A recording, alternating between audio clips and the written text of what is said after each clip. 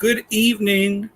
Welcome to the A.M.E. Zion Quarterly Reviews, quarterly practical conversations for the life of the church.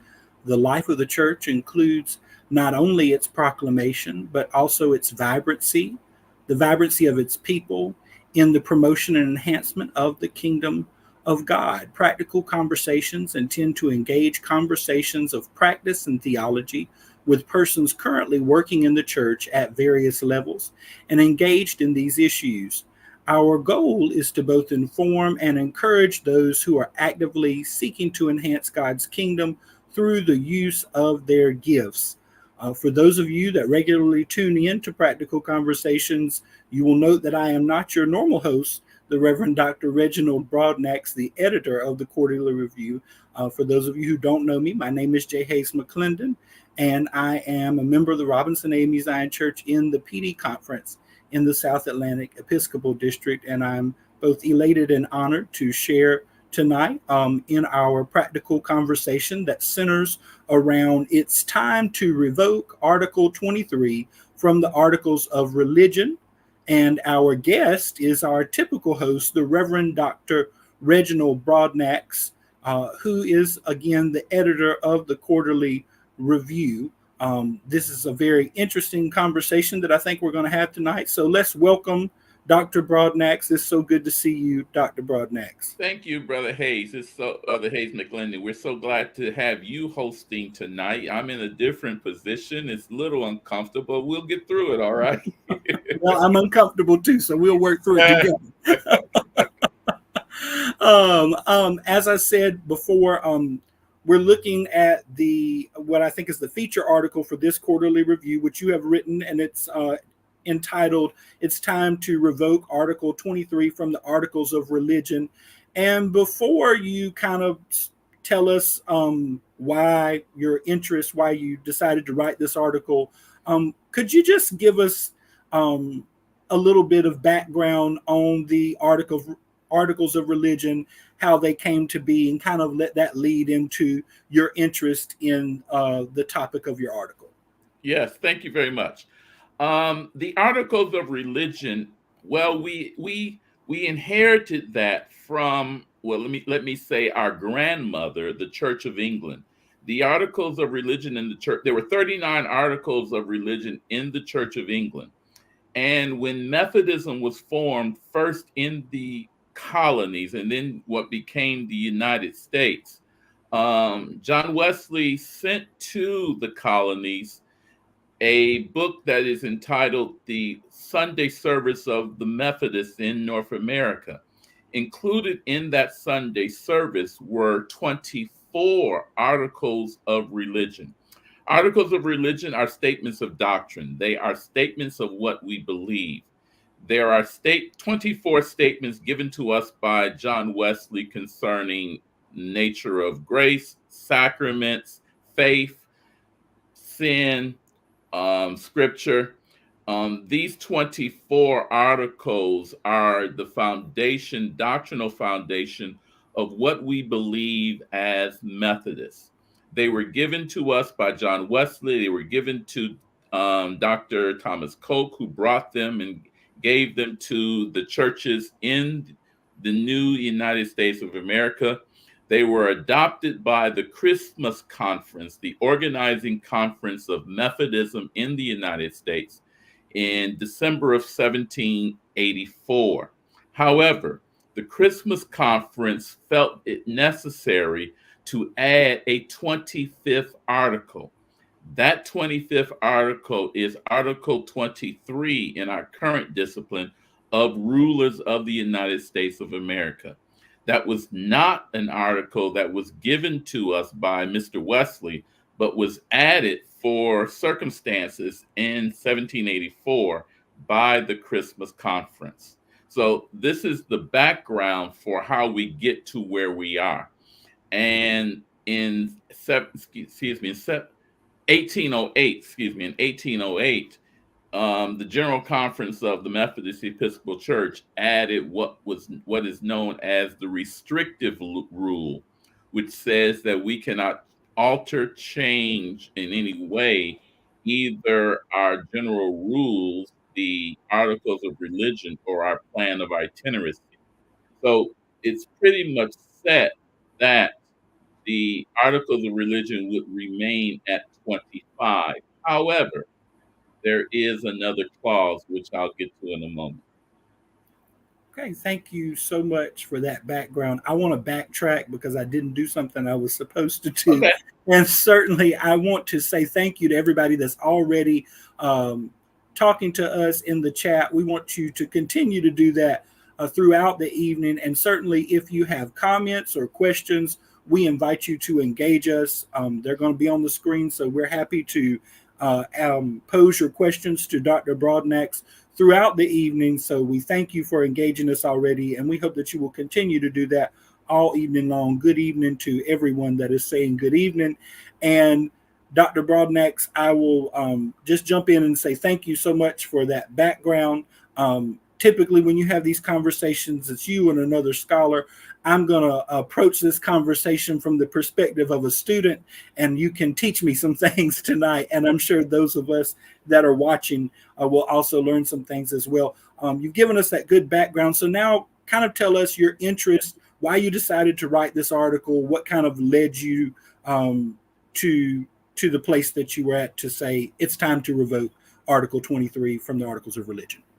Well, there are a couple of things that led me to this. Let me thank Bishop Monroe, first of all, for pointing me to Mount Olive in Durham. Mount Olive's campus, the Mount Olive Church, is actually 4 blocks from Duke's West Campus, right? Oh, wow. So I was able to have easy access to Duke University. So several years ago, I was in Duke's library looking through some of the Zion collection and found an 1884 discipline. And when I looked in that discipline, I found that there were 26 articles of religion. And that's what really got me interested in looking at this. I've always thought Article 23 to be somewhat strange, but I wanted to find out, how does Zion have 26 articles of religion, particularly in reference to the restrictive clause that says that you cannot not alter or change your articles of religion. So that was my initial foray into this. And what my research over many years has found is that, one, the Article 23, included by the Christmas conference, was included by necessity, or at least what they felt was necessity at that time. And I go into much more detail in this upcoming edition of the Quarterly Review. And hopefully some of you have started receiving that in the mail. It is the mail, so it will take some time. But hopefully some of you have started receiving that in the mail for this quarter. The Christmas conference felt that it was necessary to place an article giving allegiance to the fledgling government of the United States. And I say fledgling because you have to remember, in 1784, we have not yet passed a constitution. We were a confederation of colonies, or what became states, and that confederation wasn't working particularly well. It was kind of iffy and touch and go. But coming out of the American Revolution, the Methodists were viewed with suspicion. They were viewed with suspicion for 2 reasons. First, Methodism was a British import. You know, it comes to us from Mr. Wesley, comes to us as an import from England. So anything British or anything associated with King George was automatically viewed with suspicion during the Revolution. But particularly, John Wesley published a very widely circulated tract concerning the Revolution where he was against it. John Wesley said that, first, the American people, but secondly, the Methodists in particular, should support the king because their allegiance was to the king. Well, obviously, that didn't sit very well with those who were supporters of the revolution. So Methodists were viewed with suspicion and were often subject to some persecution, which I lay out in the article. Um, Freeborn Garrison, a name that is well familiar to those of us who study Methodism. Freeborn Garrison exited his horse into a crowd that called for his hanging. All right. So these kinds of persecutions were not unusual during the time of the revolution. So that after the revolution, those who gathered in Baltimore for Christmas 1784 felt that they needed to add something that would assuage the suspicions of the Methodist people, Methodist churches, and give support to the government of the United States. I should also note that both Francis Asbury and Thomas Cope were personal friends of General Washington. They would often correspond with General Washington. Not often on occasion, they would dine with General Washington. Coke's wife and Mrs. Washington were also familiar, so that giving support to the government of the United States was what was felt necessary during that time in order to, one, assuage the suspicions of those who thought that the Methodists were in line and allegiance with King George, and two, to show that the Methodists were supporters of the revolution and were as American as everyone else. Thank you so much for kind of laying out that necessity of Article 23. I want to say to those of you who are just joining us, welcome to Practical Conversations. It's time to revoke Article 23 from the Articles of Religion. My name is Hayes McLendon, and we're talking with the editor of the Quarterly Review, the Reverend Dr. Reginald Broadnax. We've kind of discussed your interest in the subject, the Articles of Religion, and you've just given us some wonderful information about how Article 23 came to be and the necessity for it during the Revolutionary War period, the War for Independence in the States. So I guess my question, we're talking about the Methodist Church's origins, and maybe somebody is like me thinking, well, we're the A.M.E. Zion Church. We left the Methodist Episcopal Church. And so I guess, could you just maybe touch a little bit, and I imagine it's a straightforward answer, but could you touch just a little bit on how we just kind of followed behind what the Methodist Episcopal Church had already laid out when we took our departure? And it doesn't matter what edition that you have, if you would turn to the front of your discipline, there is something there called the Founder's Address. The Founder's Address is signed by Abraham Thompson, James Varick, and William Miller. All right. You can't get any closer to the founding than those three. All right. The Founder's Address states that the reason that we fell into disagreement with the Methodist Episcopal Church was their refusal to ordain our preachers. Mm-hmm. Had the Methodist Episcopal Church given our preachers the same rights as everyone else, I doubt we would have ever left. I know there's a history out there concerning an agitative relationship between the two, but that's really not in the historical documents. What the founders actually say is that the Methodist Episcopal Church would not afford to us the same graces and gifts that were afforded to other white preachers.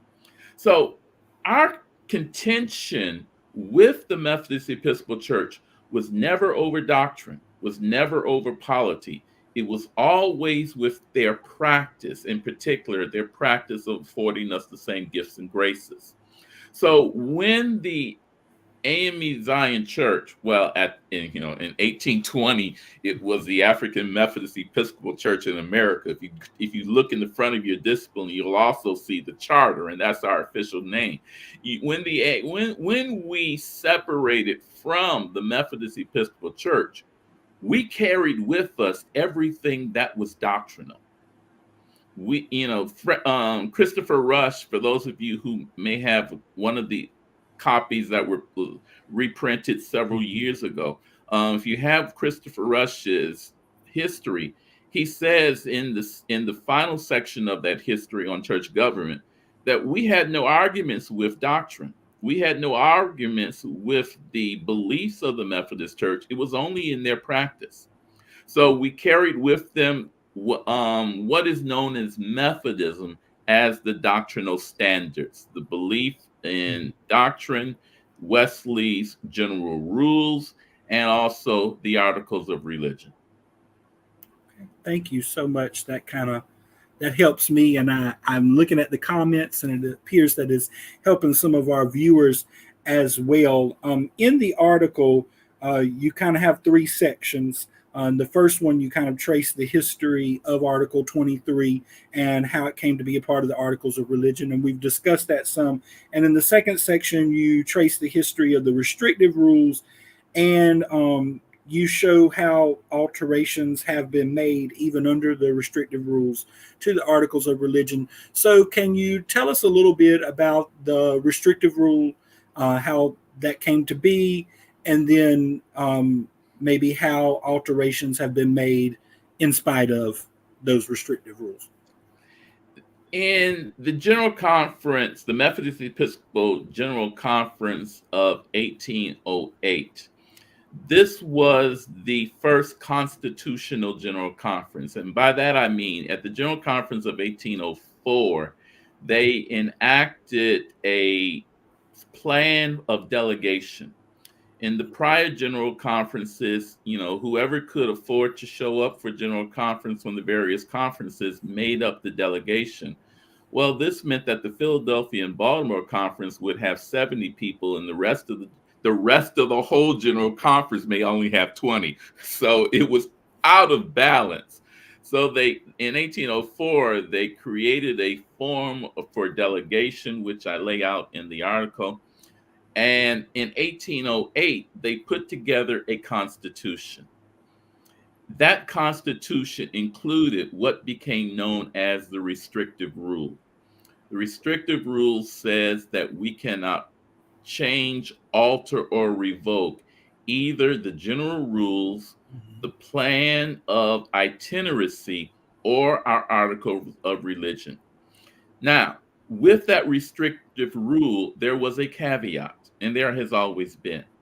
It was not that you couldn't change, but to change those general rules or the articles of religion took at that time I believe it's a 2/3 vote of a general conference, and then a corresponding vote of all annual conferences. And that was laid out in the 1808 discipline of the Methodist Episcopal Church. So what they were setting was an extremely high bar for which these things could be changed. It wasn't that they would be permanent without change, but in order to change them, you had to meet an extremely high bar. The thing that I have noticed about Zion, from the disciplines that I have been able to read and the minutes of general conferences that I've been able to read, and I have seen every discipline from 1884 through 1908, all right? But what I've seen in all of those disciplines is that we never established what the bar would be for changing our articles of religion or for changing the restrictive rule.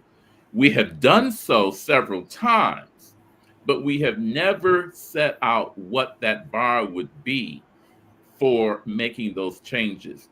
It was only the General Conference of 1996 that established that. And it doesn't matter what discipline you have, any discipline since 1996, Mhm. in your Constitution, you will see the requirements for making constitutional changes. All right. But think about it. We went from 1820 to 1996 without establishing what that rule would be. However, persons knew what that was because we have made this change. All right. Mr. Kent, if you would put that up on the screen. What you have before you is the Articles of Religion from the discipline of 1892. And if you would notice, the discipline of 1892 says Article 24 of Mhm. Rulers of the United States of America. That is a change in our Articles of Religion. Currently, this article is Article 23 in your discipline. But the General Conference, I suspect that it was the General Conference of 1880. All right. I have not seen that 1880 discipline. If someone has a copy of it or any of the 1870 disciplines, please get in touch with me. All right.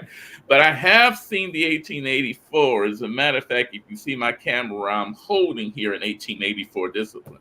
All of the disciplines between 1884 and 1900 have Article 24. There were actually 26 articles of religion. In your discipline, what is currently Article 5 was split in two, such that Article 5 would state the sufficiency of Scripture, and Article 6 would state the canonical books.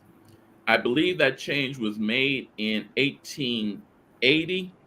Okay. In 1900, we reversed ourselves and went back to 25 and placed Article 5 and 6 together again. I did not have access to the minutes of either of those general conferences, so I'm unable to tell you the reasons why we did that. Mhm. But clearly, here you can see that there were 24 articles of religion, or excuse me, 26 articles of religion. Article 24 being of rulers of the United States of America. And in your current discipline, this is now Article 23. So we have both changed our articles of religion at a previous time, and we have revoked our articles of religion in a previous time. But it wasn't until 1996 that we laid out what the steps would be, what the requirements would be for being able to do that. But clearly, the general conferences of the 1880s understood this process, knew what the requirements were, and did so. Thank you so much for kind of sharing that background with us of how we got to where we are and how we have, in fact, made some changes to the articles of religion. For those of you who are just joining us, I want to welcome you to Practical Conversations. It's time to revoke Article 23 from the Articles of Religion. I'm J. Hayes McLendon, your guest host, and I'm talking with the Reverend Dr. Reginald Broadnax, the editor of the Quarterly Review and the author of the featured article that we're discussing tonight. Dr. Broadnax, you Well, kind just of, if you yes, will sir. let me back up for a moment, Yes, sir. because well, this is my plug for everyone to subscribe to the Quarterly Review. And if you're not a subscriber, quickly send me a subscription so that we can get you this current edition. Because in this article, not only did we change the articles of religion, but the Methodist Episcopal Church changed their articles of religion several times. And what I lay out in the article are the changes that were specifically made to Article 23. The language of Article 23, which you have in your discipline today, is not the language of the original article from the Christmas Conference of 1784. It has been changed at least 4 times, if my memory serves me, from 1784 to what we currently have.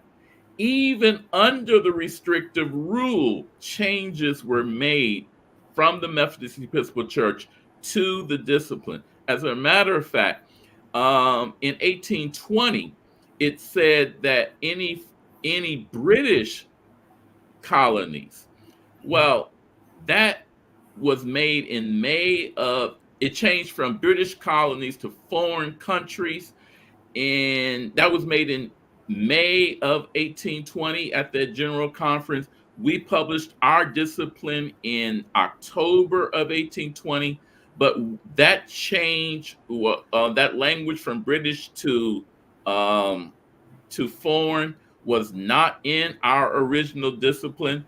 It was subsequently became foreign in our disciplines. So there's always been changes or revisions to this particular article in particular, but to the articles in general. And what I lay out in this edition of the Core Review are the number of times that this particular article has been either changed or altered to fit either language or time, so that we can see that even under restrictive rule, we have been able to make changes. Yes, sir. Thank you so much for clarifying that for us. For those who are just joining, and maybe I don't know if we explicitly did this earlier, can you kind of summarize what Article 23 says? Give us the gist of that, for, like I said, for people who are just joining or for people who aren't too sure, and you may do some reading for us. But well, let me just read the article to you.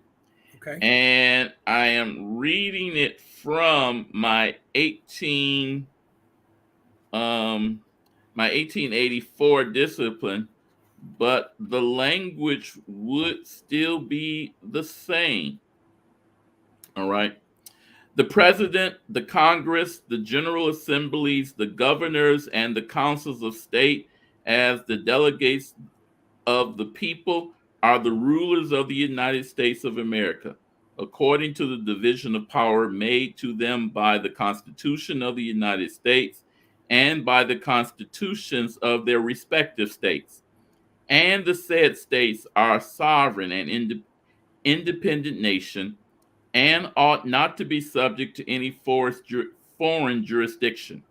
As far as respects civil affairs, we believe it the duty of Christians, and especially all Christian ministers, to be subject to the supreme authority of the country where they may reside, and use all laudable means to enjoin obedience to the powers that be.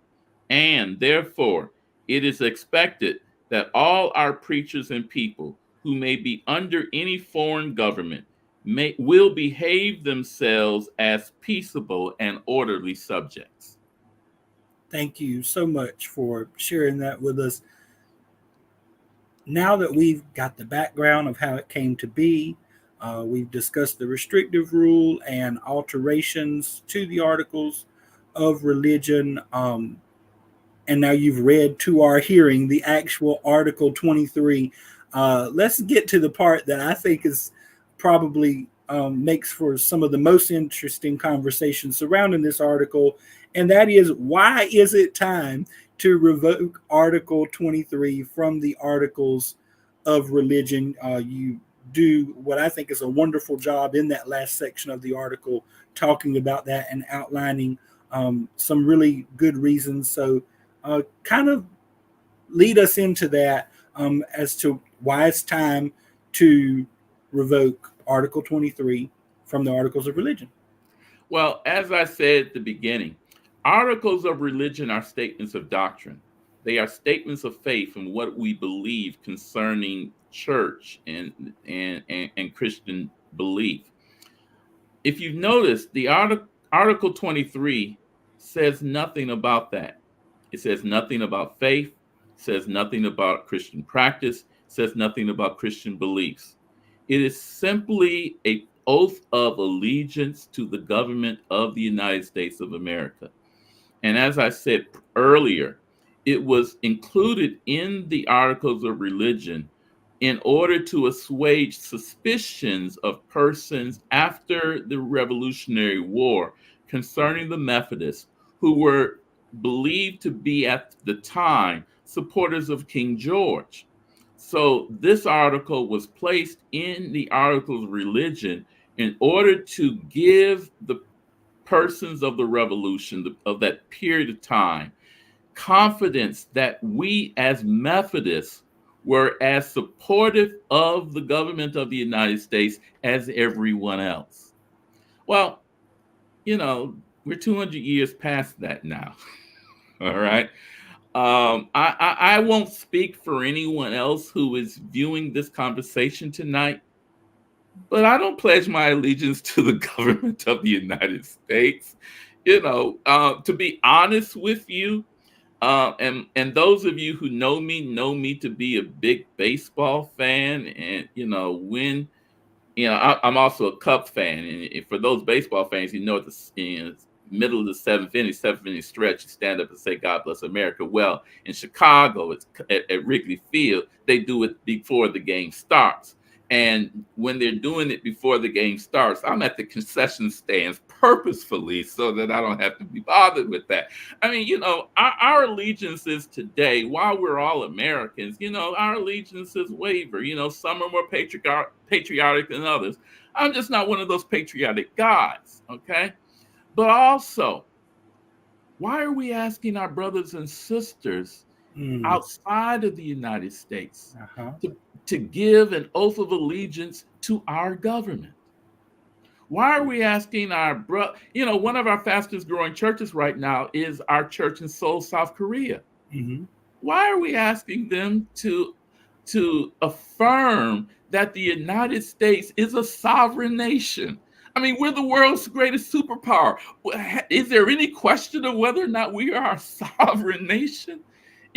What I'm suggesting first in this article, but also through legislation that is being presented by the Central North Carolina Conference to the upcoming General Conference. What I'm suggesting is that the article has served its purpose.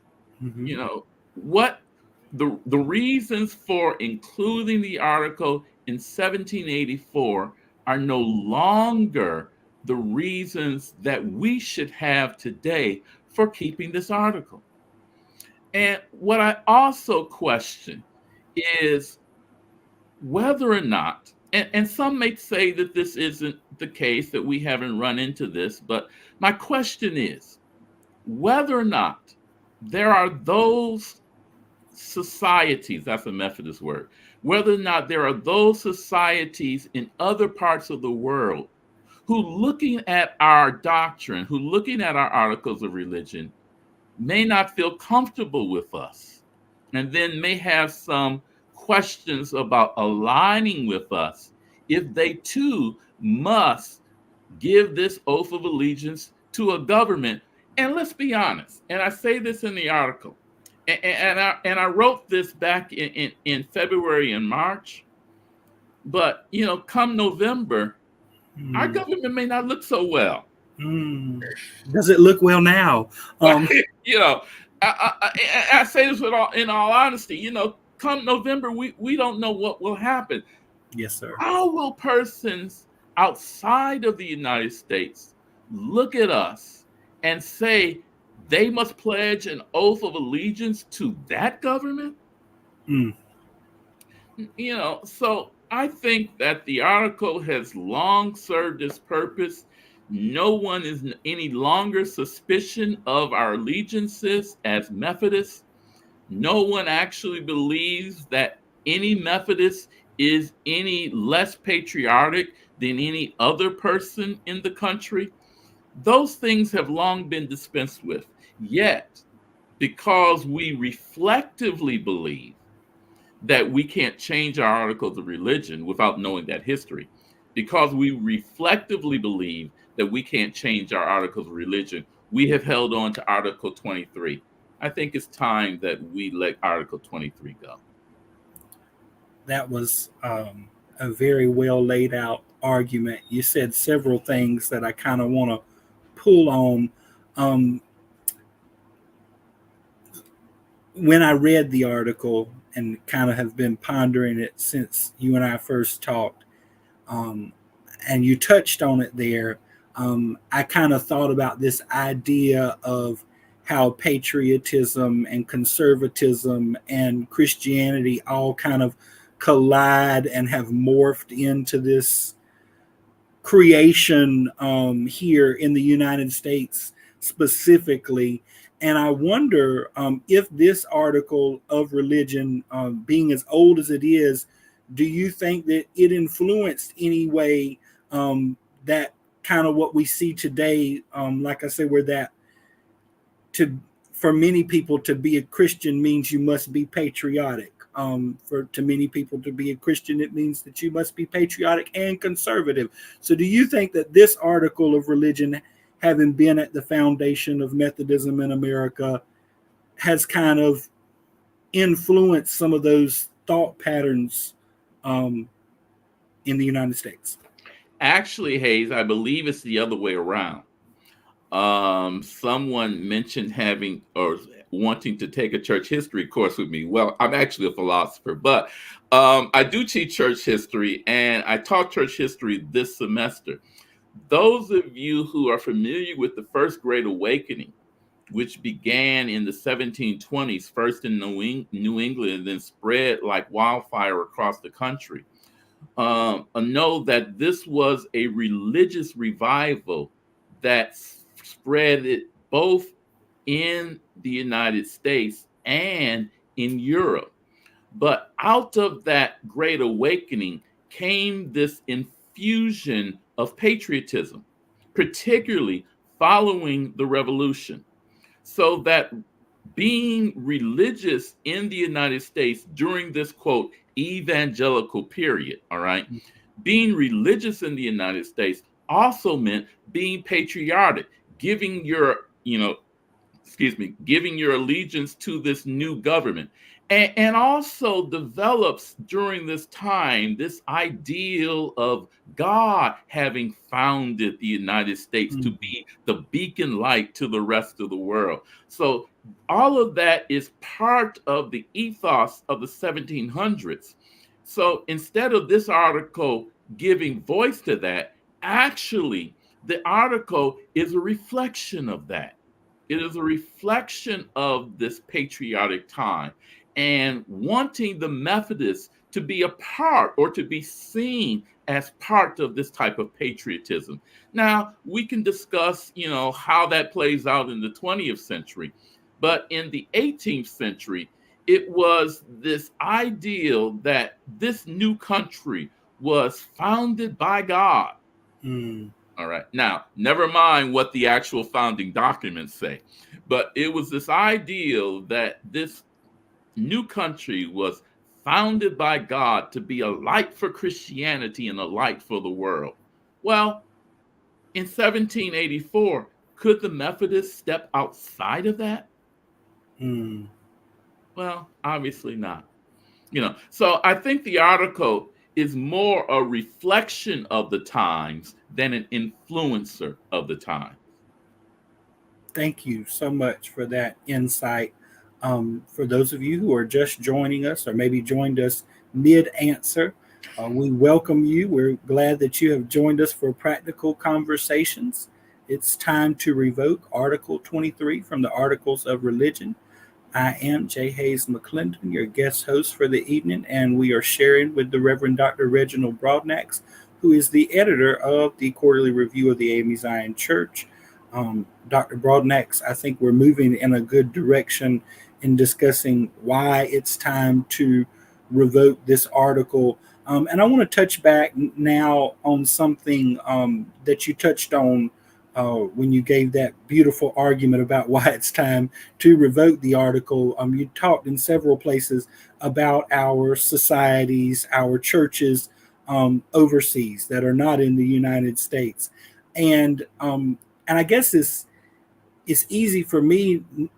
You don't think about it because we live here in the States, but the exact same verbiage that we have, it's the same everywhere is it not? So, I think sometimes you think, oh, well, these churches are in Africa, so the verbiage changes, for to give allegiance to Africa, and certainly that's not the case. And I think it's easy to maybe kind of be in a silo of this is where I'm at. And then that leads to this. And I say this with all due respect. How many of us have picked up the Book of Discipline or gotten on Google and actually read the articles of religion? When was the last time that we took a look at them and gave them some thought? Personally, when I joined the A.M.E. Zion Church a little over 12 years ago, I read the Discipline all the way through twice. I have not done it since that time. I have read the Discipline of various areas, that I needed to use, but I'll be honest with you. I'm a layperson. I don't find myself going to the articles of religion all the time. I think we pull on some of those that are the tenets of our faith when we're doing trainings for Christian education and whatnot. But this Article 23 just kind of, it's there, and it's not one that we pull on all the time. And so I guess my question is, it's there. Maybe somebody would say, is it really hurting anybody?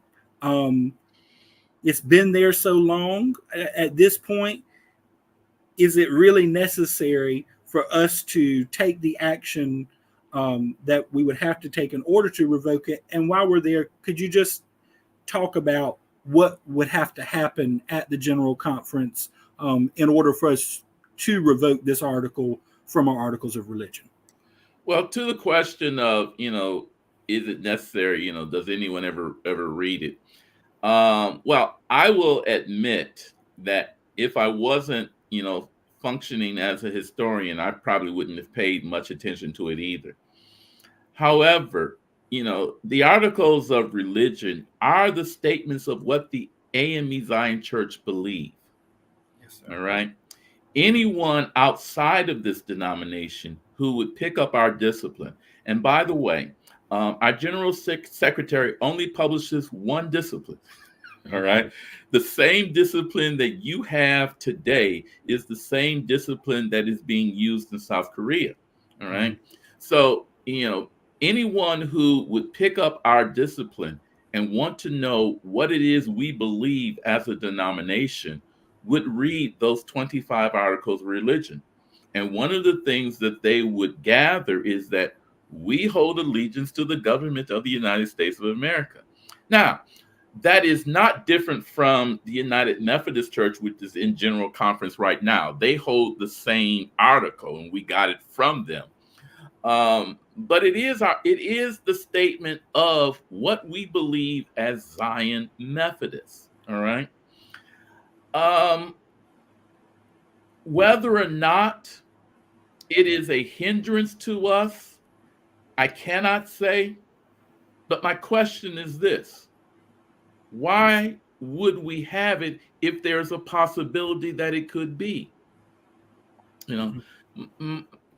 One of the things that, when the Christmas conference organized in 1784, it set as this mission statement that the purpose of Methodism was to spread scriptural holiness across the lands. It says nothing about allegiance to governments, right? Evangelism has always been the forefront of Methodism. My concern is whether or not in our evangelism, someone may take offense to our doctrine, and particularly, the practices of our government. Let's be honest, across college campuses and in many various places currently, there are protests about what our government is doing in its foreign policy in other parts of the world. This seems strange to us, but for those of us who have traveled outside of the United States, you recognize that while the people of the United States are lauded and welcomed, and in many ways, what's the word I want to use? People feel envious of us for the types of privileges and the type of lifestyle that we may live. The government, on the other hand, is viewed very differently. Right.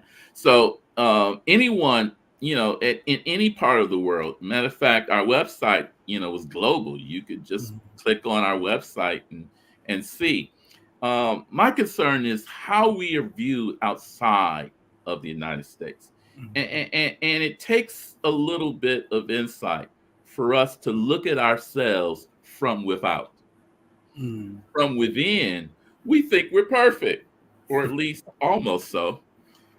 But from without, there's a very different picture. And I would not want anything to hinder someone from looking favorably upon the church that I have actually given my entire life to. Yes. All right. I'm concerned about our future evangelism. I'm concerned about our future presence, both in the United States and without. I'm concerned about how we will present ourselves going forward. And if there is any impediment, I want to remove that so that we might spread scriptural holiness throughout the continent and throughout the world. Thank you so much. I think that was a beautiful answer. We're coming towards the end of our hour. I want to say thank you to everyone who has joined us for Practical Conversations. It's time to revoke Article 23 from the Articles of Religion. I'm J. Hayes McLendon, and we're talking with Dr. Reginald Broadnax. And my question to you now is, should the church take action to revoke Article 23? Do you think that the world outside of the A.M.E. Zion Church will view that as a political statement? Because, and I'm seeing in the comments that people have kind of said this is a more political than spiritual article. So if we were to revoke it, how do you think that would be received by people who are not the A.M.E. Zion Church? Well, let me say two things. First, how it would be received would be different between those who actually know the history, know that Methodism originally only had 24 articles, and those who have only stepped into this dialogue in the 20th century. All right, we would only be going back to where we originally were. Okay, the political move was not revoking the article, but including the article in the first place. Right. So by revoking the article and removing it from our articles of religion, we are going back to what Mr. Wesley originally gave us. And as I stated earlier, if you have a copy of Christopher Rush's history, he says that the A.M.E. Zion Church, agrees with Mr. Wesley on all of his doctrines. So we're only going back to where we were. So I can't really answer to how others would perceive it. If they get a copy of the resolutions for the General Conference, and you read through the resolution, there's nothing political in the resolution at all. As a matter of fact, I state this in the resolution, and I've given you a very clear statement in this particular edition of the Quarterly Review. The process for revoking this article is to have a 2/3 majority of the General Conference. Yes, sir. And after having a 2/3 majority of the General Conference, it is then sent back to every annual conference. And if I remember correctly, 2/3 of all annual conferences must also vote to do so. Thank you so much for that. We do have a question. We're coming towards the end of our dispensation of time, but I want to read this question And this is coming from our friend, Miss Portia Jacobs. And she says, I've been asked to ask, what research has been done on potential legal and financial implications, i.e., religious tax exemption status, if the article is removed? None. All right. The reason I can say that so unequivocally is because this particular article does not in any way affect tax exemption status for the denomination. The denomination can change its doctrinal statements and still be a religious institution under 501c3, I believe is the particular statute, so that we can revoke this particular article and still be listed in this country as a a nonprofit religious institution without there being any change to our legal status at all. Thank you so much for that insight. And I guess my question kind of piggyback off of that is, and I imagine the answer is yes, but are there other denominations, Methodist and not Methodist, in the nation that don't have any kind of statement about the United States government and allegiance to that government? I am happy to say that if we would revoke this article at our upcoming general conference, we would lead all global Methodists in doing so. Well, let me back up on that in terms of global Methodism. I'm not so certain of Methodist churches outside of the Western Hemisphere. The Methodist Church in Canada has a similar article in their Articles of Religion. After the Christmas conference included this article in its Articles of Religion, when the church in England formulated, they included a similar article giving allegiance to the British government. That article would then have transferred to the British churches in the Caribbean and in other parts of the world, so that other Methodist denominations have a similar article, but we could possibly be the first Methodist denomination to revoke ours. Now, I would, I would be pleased and happy to see the others revoke theirs as well. But I'm only a member of the A.M.E. Zion Church, and I can only speak for the A.M.E. Zion Church. And I think the history is such that this article has long served its purpose. It has long served, its time and its necessity for being included in the Articles of Religion. When we read it, we can clearly see it is not an article of faith or doctrine. So I would ask that we would give strong consideration at the upcoming general conference to revoking this article. Thank you so much. I guess what I want to say is, to those delegates of the general conference, your host is one. You've got several people watching. I guess other than reading this article, subscribing to the quarterly review, getting a copy of the article, reading it, and studying it, what are some other recommendations you would make to delegates as they go into the general conference and they go into this decision-making process? I was at the general conference in 2012, and there was a resolution to change, and this is similar, certainly not the same thing, but there was a resolution to change some of the language in the Apostles' Creed, and it got kind of tense because it was a tradition thing.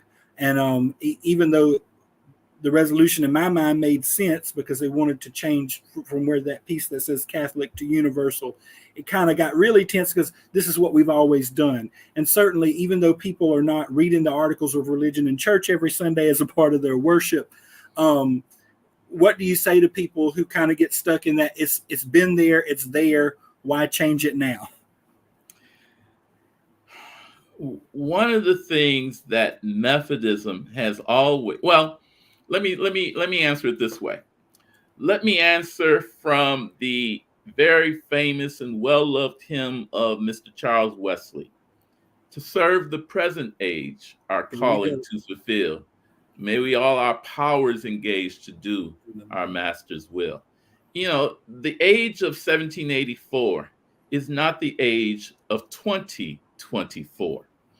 What was necessary in 1784 is not necessary today. Um, and I understand that the majority of Zionites, particularly those who would be delegates to the General Conference, do not have this background history, which is why I try to lay it out for them in this particular article in the Quarterly Review. And you don't have to take my word for it. I document very carefully all of my sources, and if you have access to libraries where you can gain these books, you can see very clearly what it is that I'm saying. What I would say to the delegates of the General Conference is yes, this has been in our discipline since 17, well, this has been a Methodist article since 1784. However, if you go to the link, which I believe is in our chat, and it was placed on the screen earlier, and also, if you look at the footnotes in the article, unfortunately, you can't click a link to that footnote from the paper page if you're subscribing to the digital edition. I hope you were able to do so.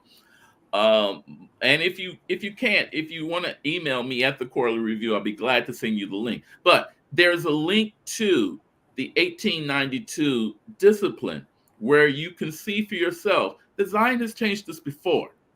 All right. So it's not like this is something that Zion has never done. It's been 100 years, but we've done it before. So what we should look to and what we should consider is not what we've done before, but what should we do in order to facilitate our progress moving forward? What does this General Conference do, or what can this General Conference do to enhance and to promote our expansion in areas of the world which we have yet to expand, or even in parts of the United States where we have yet to expand? I mean, what is it that we can do to foster and facilitate the promotion of both Zion and the gospel as we move forward? If we would think about that, and give consideration to that, I think that we should remove this article and return to the original 24 that were given to us by Mr. Wesley. Thank you so much. In the words of my late bishop, I think that's a good place to put a pin in it. Um, um, I have thoroughly enjoyed this conversation. I want to say thank you to all of our viewers for joining us for Practical Conversations. It's time to revoke Article 23 from the Articles of Religion. Dr. Broadnax, I want to thank you for the opportunity to guest host tonight, and I want to thank you for being on the other side of the screen and sharing as a writer in the Quarterly Review this quarter. Would you tell the people how they can subscribe to the Quarterly Review if they're not already subscribed to the Quarterly Review? And then would you tell the people if they're interested in writing in the Quarterly Review, what do they need to do? Well, if you are not a subscriber to the Quarterly Review, you can contact the secretary of your annual conference to get information and submit your payment to your conference, or you can contact me directly. My email address, which might be on the screen, editor@thequarterlyreview.org. If you contact me directly, I'll be more than happy to take your name and address and tell you how much the subscription is. I believe it's $25 for the year. And we can make arrangements to receive that payment and add you to the subscription list for the Quarterly Review. If you do so within the next couple of weeks, we can mail you out this current edition so that you would have it. You can also buy individual editions of the quarterly for $5. So if you email me directly, editor@thequarterlyreview.org, we'll be more than happy to assist you. What was the second part of that question? If someone wishes to submit an article to the quarterly review, what do they need to do? If you wish to submit an article, and please, I want everyone to make submissions to the quarterly review. You again contact me at my email address, editor@thequarterlyreview.org. I will be more than happy to receive any submission that you have. I will read through it, make any suggestions for modifications if necessary. And we do have a page limit to each edition, but we will receive all submissions, and as as pages would allow, we'll be more than happy to publish anyone who would submit to the quarterly review. Thank you so much. I also want to highlight that this is a production of the Star of Zion. So the editor of the Star of Zion, the director of communications, is behind the scenes making all of this happen tonight. So we're grateful for Mr. Darren Kent. Everybody loves DK. So we're grateful for you for making this happen on the backside tonight. And again, thank you, Dr. Broadnax, for allowing me to share with you tonight. And thank you to everyone who tuned in. We hope that you'll share this on social media, and we hope that you will engage this topic as we move towards the General Conference of the African Methodist Episcopal Zion Church.